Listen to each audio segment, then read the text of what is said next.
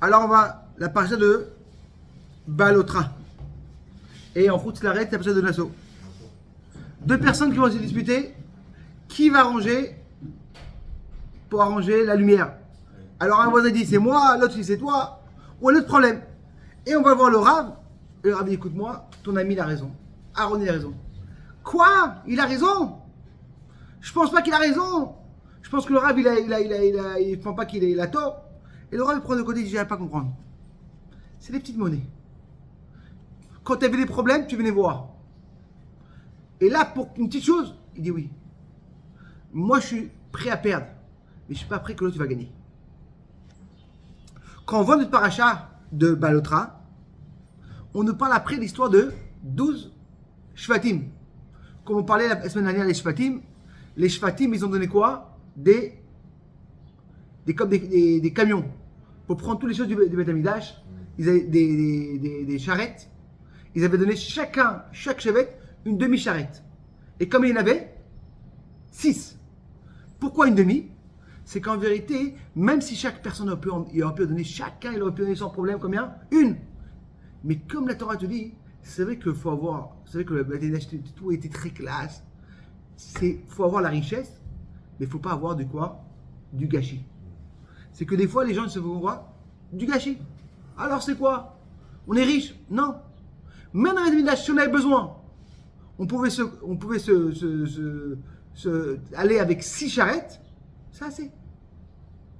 Même si c'était compliqué, pour nous apprendre que dans la Torah, il n'y a pas de gâchis. Dans le temps, il n'y a pas de gâchis. Dans l'argent, si tu as l'argent, regardez. Et après la paracha de Nassau, qu'on parle avec quoi des princes qui ont donné chacun leur cadeau, tout à coup, la Torah, qu'est-ce qu'on appelle?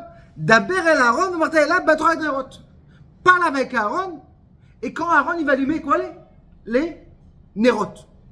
Et chaque personne qui se demande une question, quel rapport? La semaine dernière, on a parlé d'une histoire de quoi? Des princes, qu'ils ont quoi? Emmené les charrettes. Et tout à coup, tu fais rentrer l'histoire de Aaron. Non mais, Aaron, devait être avant. Et qu'est-ce qu'il dit en vérité?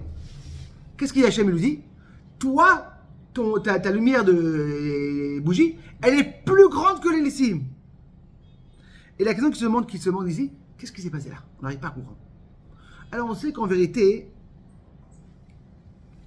que la Torah te dit que quand il a vu ça, Aaron, qui sont venus emmener les charrettes, et qu'ils ont emmené les charrettes avant lui, Chalshaz Dato, chez Loya même Bechanouka, il était Chalcha qui est devenu, son intellect est devenu très faible, qui n'était pas avec les princes quand on a offert l'ouverture du Beth Amikdash, du Mishkan.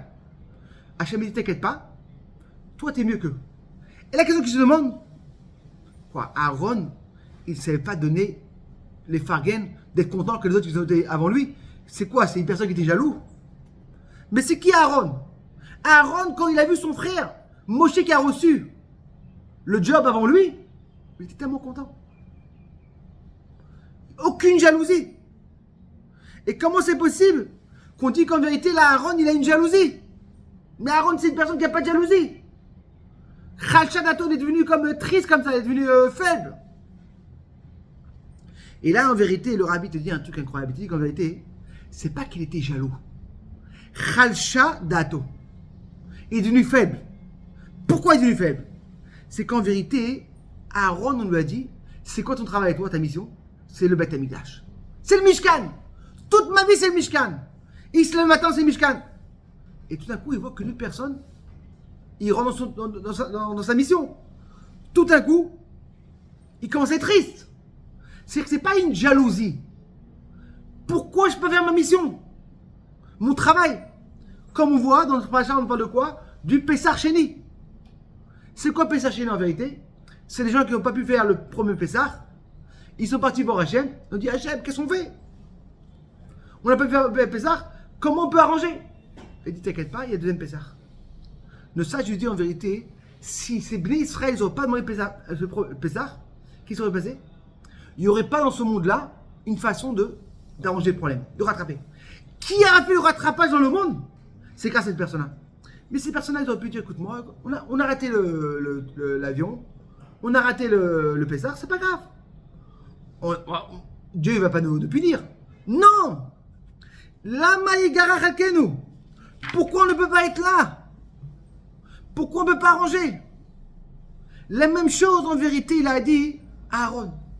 À Aaron, quand il a vu en vérité, quelqu'un d'autre, tu lui prends son travail, et il dit, mais c'est ma mission. Et en vérité, qu'est-ce qu'on voit? Que tant qu'une personne il fait sa mission, il a la simra. Cette semaine, on a vu l'histoire de, malheureusement, le Rav Einstein qui est niftar. Il avait quel âge? Il avait 100 ans.